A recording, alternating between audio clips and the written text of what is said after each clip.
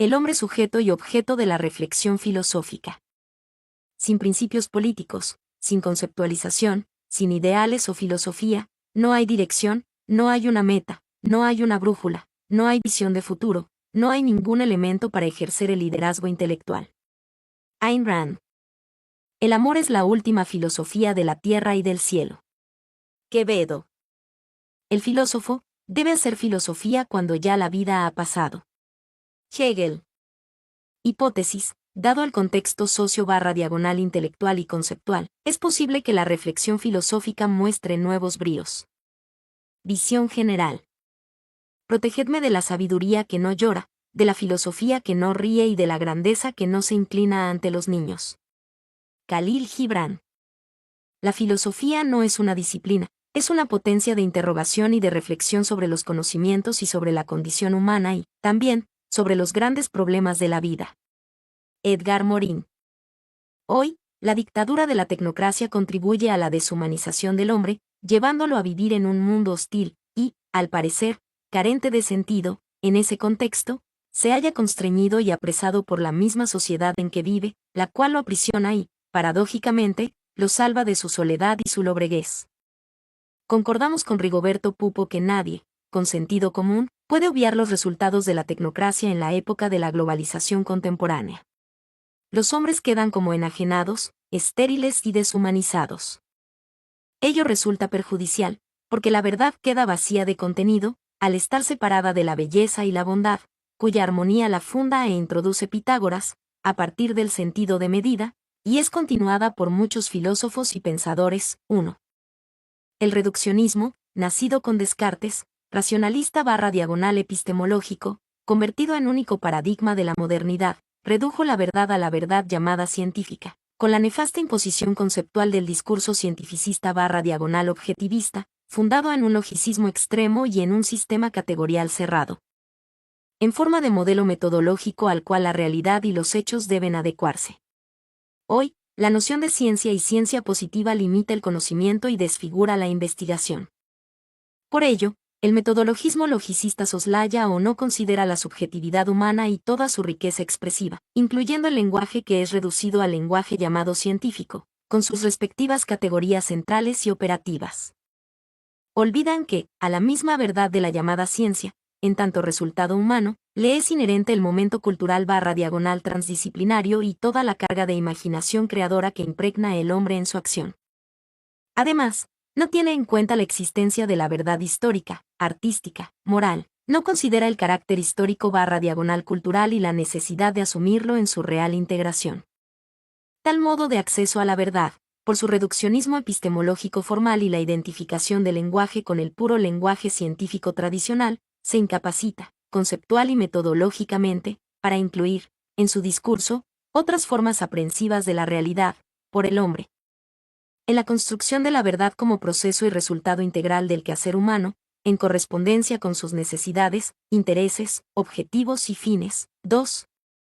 La ciencia positiva se margina o desecha el proceso del saber, el lugar de la imagen que suscita, la imaginación creadora del hombre, la metáfora y otras formas tropológicas, cuyo sentido figurativo no le resta valor cognoscitivo, práctico, axiológico y comunicativo. La ciencia cualitativa activa el proceso del saber y le imprime mayor sentido de integralidad, y con ello, nuevas posibilidades de apertura para penetrar en los procesos reales. No es posible hacer del conocimiento, llamado científico, el núcleo arquetípico del pensamiento y convertirlo en un modelo impersonal que, a priori y teleológicamente, condiciona la realidad existente para hacer con ella una unidad o identidad, llamada verdad. Por ello, debemos considerar nuestra situación humana, pues siempre estamos en situaciones. Las situaciones cambian, las ocasiones se suceden. Si éstas no se aprovechan, no vuelven más. El hombre puede trabajar por hacer que cambie la situación, pero hay situaciones permanentes, por su esencia, aun cuando se altere su apariencia momentánea, su poder sobrecogedor se cubre de un velo. No puedo menos de morir, ni de padecer, ni de luchar, estoy sometido al acaso, me hundo inevitablemente en la culpa. A estas situaciones de nuestra existencia las llamamos situaciones límites. Quiere decir que son situaciones de las que no podemos salir y que no podemos alterar. La conciencia de estas situaciones límite es, después del asombro, El origen más profundo de la filosofía. En la vida corriente, frecuentemente huimos de ellas, cerrando los ojos y actuando como si no existieran. Olvidamos que tenemos que morir, olvidamos nuestro ser culpable y nuestro estar entregados al acaso. Entonces, solo tenemos que habérnoslas con las situaciones concretas, que manejamos a nuestro gusto y ante las que reaccionamos actuando según planes en el mundo, impulsados por nuestros intereses vitales. 3. Ante las situaciones límites reaccionamos velándolas, y cuando nos damos cuenta de ellas, con la desesperación y la reconstitución. Llegamos a ser nosotros mismos en una transformación de la conciencia de nuestro ser. Olvidamos que, frente a quienes creían saber y estaban acríticamente instalados en su falso saber, Sócrates sostenía que solo sabe bien lo que cree saber, el que se percata, desde ese su saber, que no sabe nada, pensaba que, sin saber y sin saberse a sí mismo, el hombre no es hombre. Ni el ciudadano, el animal llamado político por Aristóteles, puede ser ciudadano, quería saber, pero lo que buscaba en ese saber era hacerse a sí mismo y hacer a la ciudad. Su saber es, por tanto, un saber humano y un saber político, no solo porque el objeto de ese saber sea el hombre y la ciudad, sino porque su objetivo es la recta humanización y la recta politización. 4. Según Sócrates, quien quiera humanizar y quien quiera politizar no puede dejar de saber, menos aún, puede pensar que sabe, cuando, realmente, no sabe. Así nace su filosofar de una gran preocupación, lo que es el hombre y lo que es la ciudad, como morada del hombre. Ahí están las raíces de su pensamiento, y de ahí surgen los temas sobre los que va a reflexionar. No le importa tan solo saber cómo son las cosas, el hombre, la ciudad y sus asuntos, la cosa pública que dijeron los romanos, sino, que las cosas sean, que las cosas lleguen a ser, como todavía no son, ya que, por no serlo, son falsas e injustas. 5. El hombre, sujeto de la reflexión filosófica. La libertad es, en la filosofía, la razón, en el arte, la inspiración, en la política, el derecho. Víctor Hugo. En la calidad, lo más importante es la calidad de las personas. La filosofía de la calidad considera que lo importante no son las cosas que hace el hombre, sino el hombre que hace las cosas. Y se propone desarrollar integralmente a las personas. Esmelques, S. 2002. Sócrates siempre defiende el ideal de una verdad objetiva, absoluta, universal, pero el único universo que conoce y al cual se refieren sus indagaciones es el universo del hombre. La filosofía socrática es, estrictamente, antropológica. En uno de los diálogos platónicos se describe a Sócrates en conversación con su discípulo Fedro. Pasean y a poco llegan a extramuros de Atenas. Sócrates está admirado por la belleza del lugar. Le encanta el paisaje, que celebra con entusiasmo. Pero Fedro le interrumpe, pues le sorprende que Sócrates se conduzca como un extranjero que es conducido por un cicerone. ¿Traspasáis alguna vez los umbrales?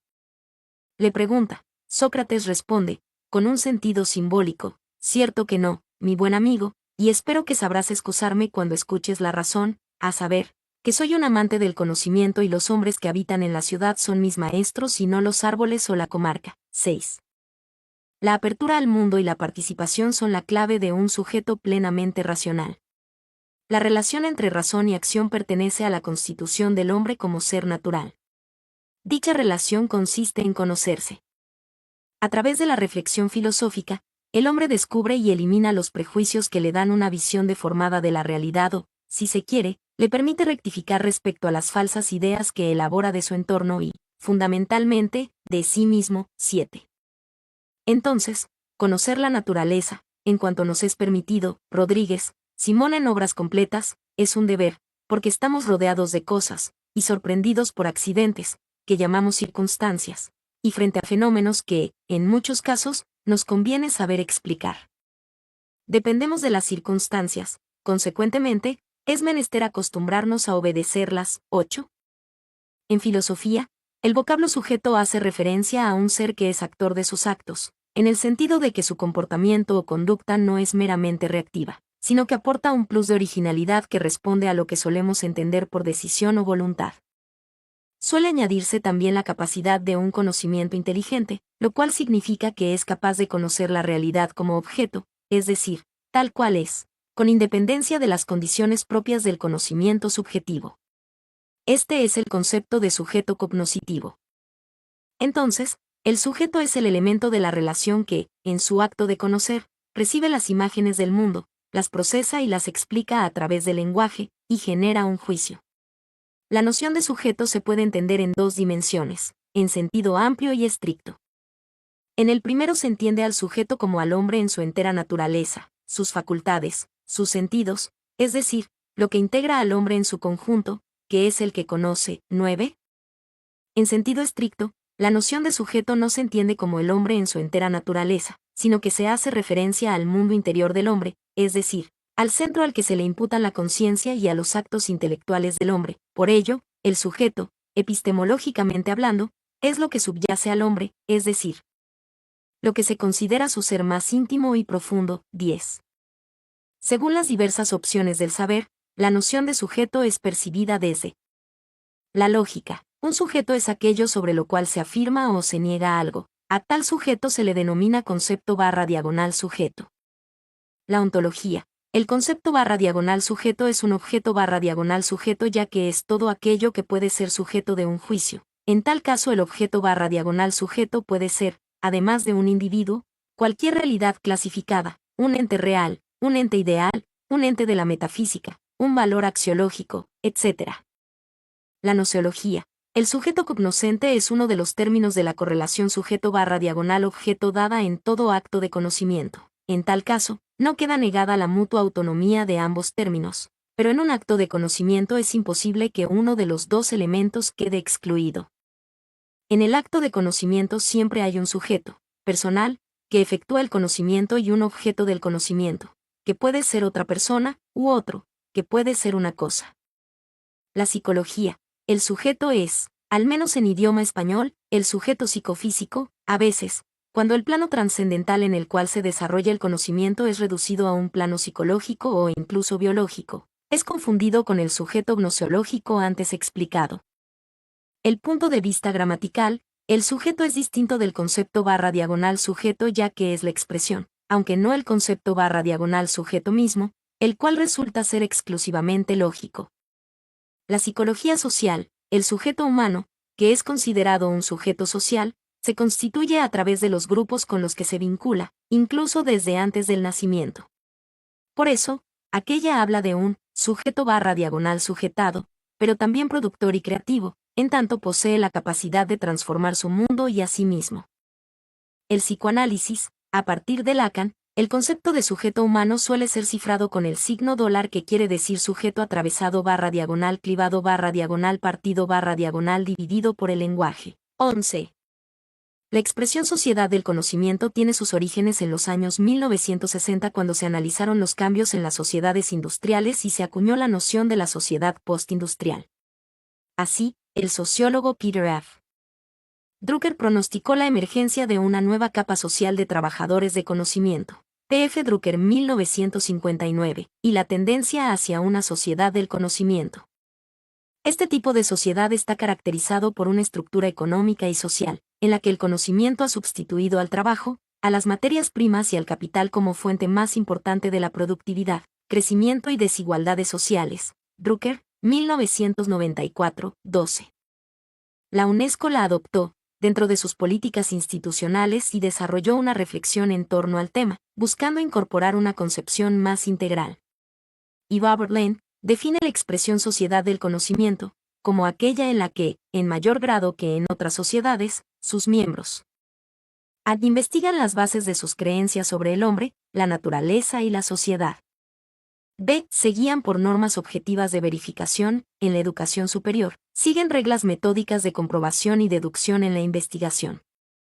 A. Dedican importantes recursos a esa investigación, y cuentan, por tanto, con una amplia reserva de conocimientos. B. Acumulan, organizan e interpretan el conocimiento en un esfuerzo constante para sacar consecuencias de utilidad inmediata. Se emplean ese conocimiento para iluminar sus valores y metas, así como para avanzar en ellos. 13. El hombre, objeto de la reflexión filosófica. Es preciso que la filosofía sea un saber especial de los primeros principios y de las primeras causas. Aristóteles, quien afirma que no se debe filosofar, hace filosofía, porque es propio del filósofo discutir qué se debe y qué no se debe hacer en la vida. Aristóteles. Nunca pude, a lo largo de toda mi vida, resignarme al saber parcelado, nunca pude aislar a un objeto de estudio de su contexto, de sus antecedentes, de su devenir. Edgar Morin. La filosofía es un saber integral sobre el mundo en relación con el hombre. Esa relación es, al mismo tiempo, cognoscitiva, valorativa, práctica y comunicativa. Debe subrayarse que, en el saber filosófico, lo cognoscitivo, gnoseológico, y lo valorativo, axiológico, se integran en unidad indisoluble, pues al hombre no solo le interesa qué son las cosas, sino para qué le sirven. El hombre constantemente está emitiendo juicios valorativos, a partir de su visión crítica de la realidad.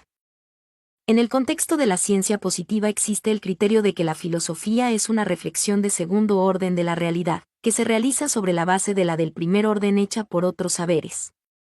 En este sentido, la filosofía sería conciencia crítica que evalúa sus presupuestos, conceptos, paradigmas, métodos, etc. Pero la filosofía no constituye un corpus de pensamientos e ideas, exclusivo, independiente y distinto de los restantes saberes, sino una actividad crítico/diagonal reflexiva de naturaleza cosmovisional sobre aquellos momentos esenciales de los distintos ámbitos de la vida humana en relación con el universo. Incluyendo las eternas preguntas sobre los límites del conocimiento, el sentido de la vida, la formación humana, el sentido de la existencia, la muerte, los problemas de la ciencia, de la vida cotidiana, etc. 14. La filosofía tiene por objeto el conocimiento racional de las cosas temporales y mudables del mundo sensible. El objeto formal de la filosofía es la luz de la razón. El resultado del proceso de investigación filosófica es la ciencia, la cual solamente se produce en el entendimiento en virtud de la evidencia intrínseca. La sabiduría se ocupa del conocimiento intelectual de las realidades y verdades eternas e inmutables del mundo suprasensible o inteligible de sus propias fuerzas. 15.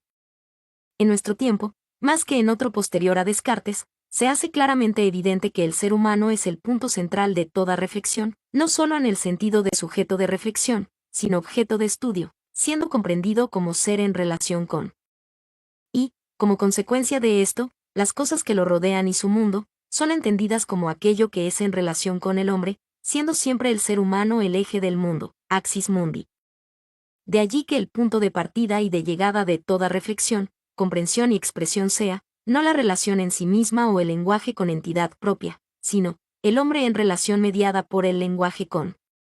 Dicho de otra manera, el hombre y lo otro, sabiendo que lo otro no sería si no fuera para el hombre ya que somos nosotros los que estamos dándole existencia. 16. El pensamiento humano no es, en modo alguno, una tarea privada, intimista, como pudiera sugerir el pensador de Francois-Auguste René Rodin o la imagen del Descartes solitario junto a la estufa. El pensador de Francois-Auguste René R. No es tampoco algo aburrido, frío, rígido o mecánico. 17. El pensamiento, como el lenguaje, no es algo privado, sino una laboriosa construcción de todo el género humano mediante el cual nos adentramos en la comprensión de Dios, del mundo, de nosotros mismos y de nuestras creaciones. 18. Se considera pensamiento a todo aquel producto no del cerebro, sino de la mente, es decir, todo aquello que es extraído de la realidad gracias a la intervención de nuestra razón. Esto no solamente incluye las cuestiones estrictamente racionales, sino también las abstracciones, como la imaginación, porque todo aquello que es de naturaleza mental, independientemente que sea algo racional como la solución de un problema o una abstracción que como producto arroja la creación de una pieza artística. Los seres humanos, los 365 o 366 días del año, según corresponda, estamos continuamente pensando, y, por ende, produciendo diferentes e infinidad de pensamientos. Estos nos ayudan a resolver aquellos problemas cotidianos que se nos van presentando, tanto en nuestra vida personal como profesional. Sin estos, sería imposible el hecho de salir de nuestra casa cuando nos vamos a trabajar, pues, cada acción casi siempre conlleva un pensamiento que decidirá, por ejemplo, si es correcto o no hacer tal o cual cosa para nuestro bienestar futuro. El pensamiento es el conjunto de ideas propias de una persona o colectividad. Es la capacidad de creatividad y de anticipar las consecuencias de la conducta sin realizarla. A través del pensamiento efectuamos una actividad cognitiva donde interactúan los mecanismos de la atención, memoria, el proceso aprendizaje y de comprensión. Implica una actividad global del sistema cognitivo con intervención de los mecanismos referidos. El proceso de pensamiento es un medio de planificar la acción y de superar los obstáculos entre lo que hay y lo que se proyecta. Se podría definir el pensamiento como imágenes, ensoñaciones o esa voz interior que nos acompaña durante el día y en la noche en forma de sueño.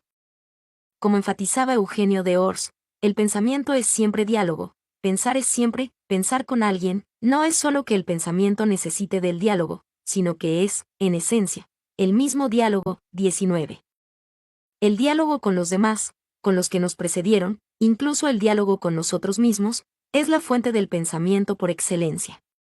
Que la tarea de pensar puede ser, algo divertido, cálido, flexible y libre es testimonio unánime de cuántos estamos comprometidos en el aprendizaje y la investigación. Descubrir con gozo el futuro en las inteligencias de los estudiantes nos hace sentirnos más humanos y nos lleva a reconocernos orgullosamente como miembros de una gigantesca epopeya intelectual. 20.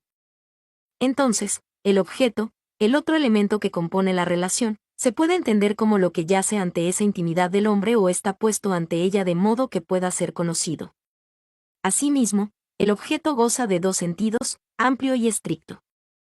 En sentido amplio, el objeto de conocimiento en su conjunto es el mundo exterior, dotado de una existencia independiente del pensamiento del hombre. En sentido estricto, el objeto no es la cosa o fenómeno parte del mundo exterior conocido, sino lo que hay de inteligible en esa cosa capaz de ser percibido y captado en el acto de conocimiento. 21. El objeto no es el fenómeno, parte del mundo exterior conocido, sino lo que hay de inteligible en ese fenómeno apto para ser percibido y captado en el acto de conocimiento. Cuando se considera la naturaleza del conocimiento intelectual se complica, ya que él mismo se identifica con un acto de reflexión por el que la información del objeto no procede de señales imputables externas sino de un contenido mental inmaterial cuya entidad radica en el mismo sujeto que piensa. Este procedimiento compuesto del conocimiento intelectual presenta una doble articulación por la que el objeto ha de ser mentalizado en el sujeto para que pueda ser objeto del nuevo acto de conocimiento del mismo sujeto que hace posible la reflexión. Esta doble articulación del conocimiento intelectual establece una nueva forma de relación entre el objeto y el sujeto, ya que el objeto del conocimiento no es otro que él mismo y su capacidad de conocer sensible que le relaciona con la realidad externa.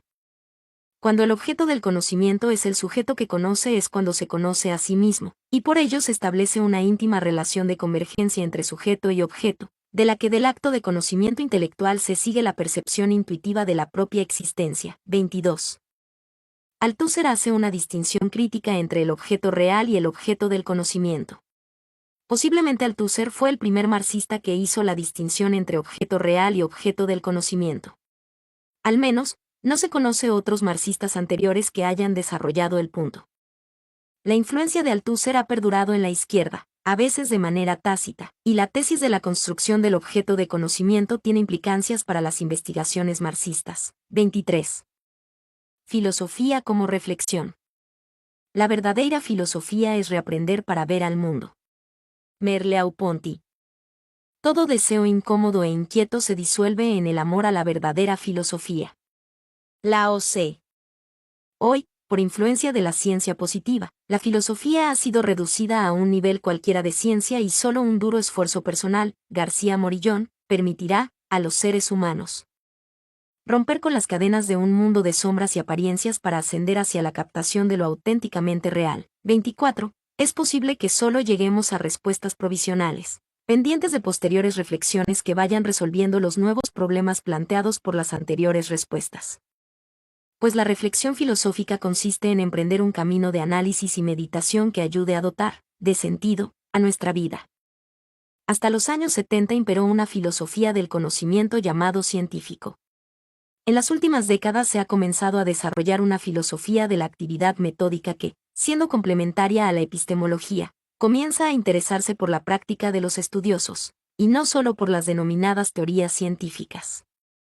Aparte de reflexionar sobre métodos y lenguaje científico, teorías y hechos, conceptos y leyes científicas, predicción y explicación, racionalidad y realismo, la filosofía de la ciencia comenzó a ocuparse de otros muchos temas, las relaciones entre la ciencia, la tecnología y la sociedad, la contraposición entre paradigmas divergentes.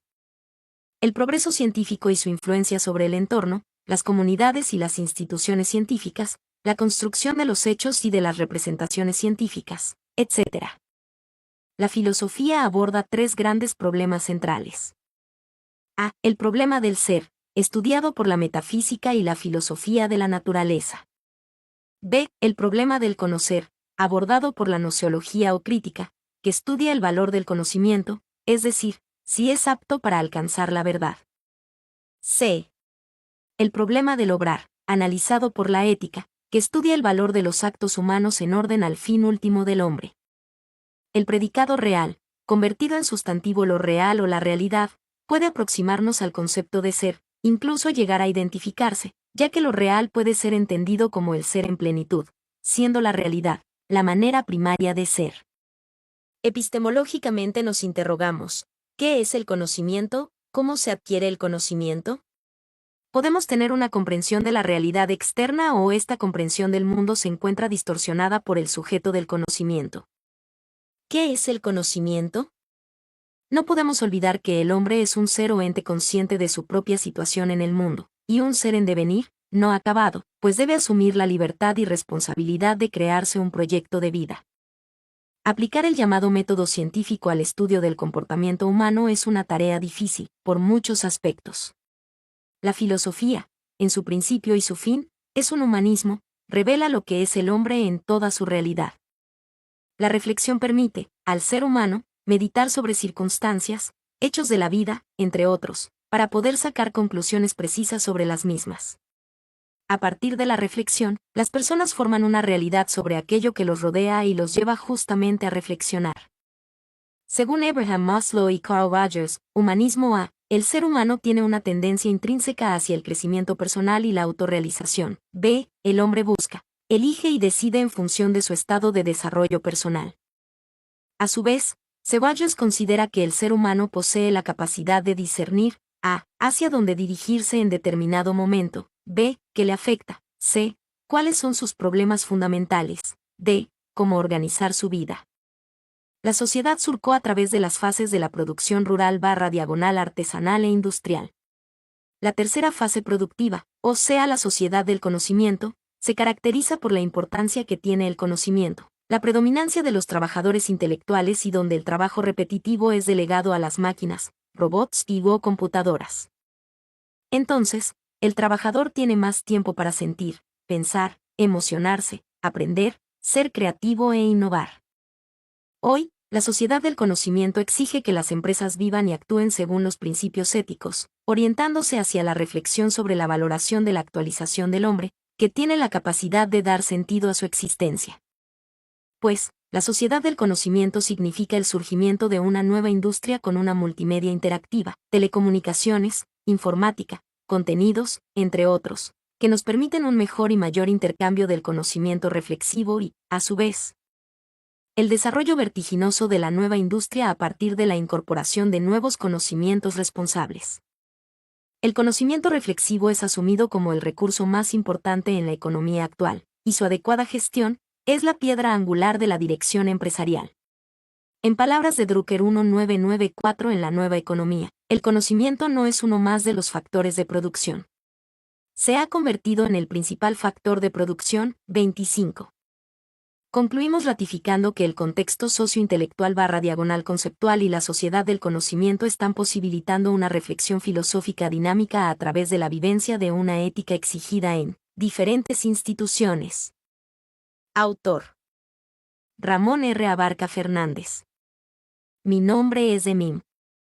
Soy tu asistente personal. Mi sitio en internet es demim.es.tl.